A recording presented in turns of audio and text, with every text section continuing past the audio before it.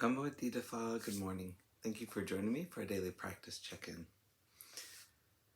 Listen, listen, listen. This beautiful sound calls us back to our true home.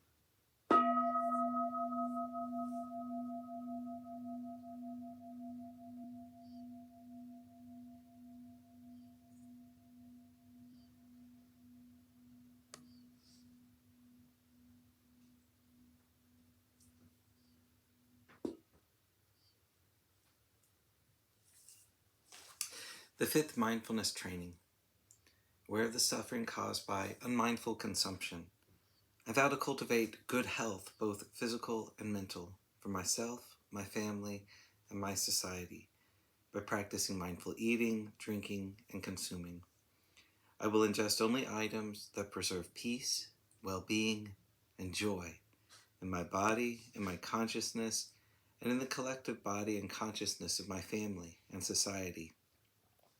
I'm determined not to use alcohol or any other items that contain toxins, such as certain TV programs, magazines, books, films, and conversations. I'm aware that to damage my body or my consciousness with these poisons is to betray my ancestors, my parents, my society, and future generations.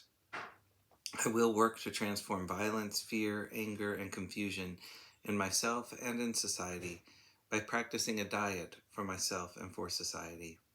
I understand that a proper diet is crucial for self-transformation and the transformation of society.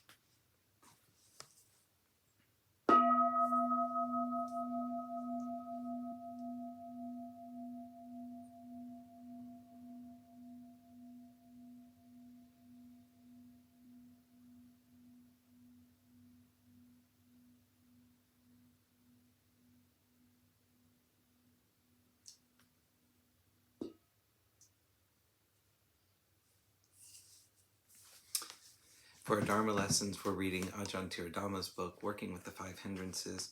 This is a section on other ways to rouse energy, beginning with a sense of urgency. A particular source of energy and motivation for spiritual practice is translated literally as a sense of urgency, the Pali word samvega. This means to be spiritually stimulated, aroused, moved, usually by some existential crisis. Many people are stirred by a sense of urgency when they have a life crisis, such as a serious illness or the death or illness of someone close to them. However, then they are often so distraught that their spiritual energy is paralyzed. Thus, it can be useful to review the dangers of being born and the inevitability of aging, sickness, and death as a special meditative theme, while we still have energy for reflective practice. It's easy to practice when you're young and have healthy knees. As you get older, it's harder to practice, not just physically, but also mentally.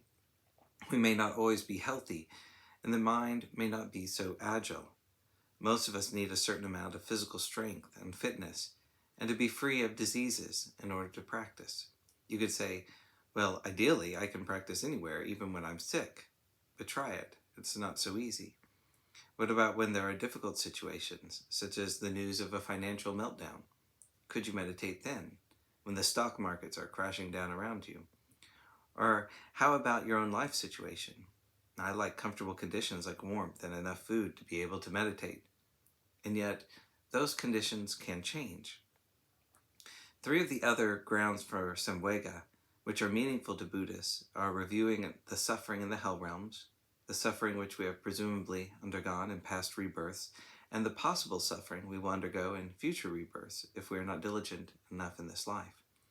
The last source of urgency is reviewing the suffering deriving in the present life from maintaining this frail body. Special mention is made of developing the perception of a skeleton as a means to arouse a sense of urgency. The Buddha outlined the 5 favorable occasions for striving. 1, being young. 2, being in good health.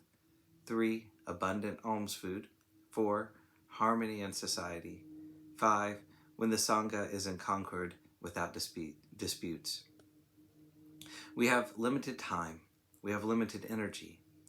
Wise reflection on this can give us a little more impulse to practice. We had better put our time to good use.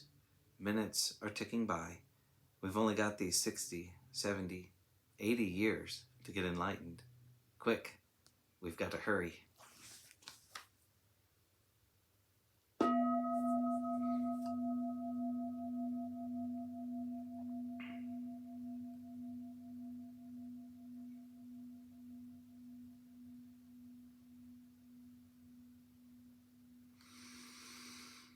May all beings be well.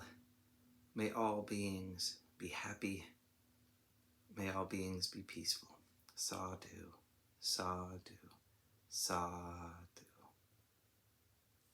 Thank you for joining me today.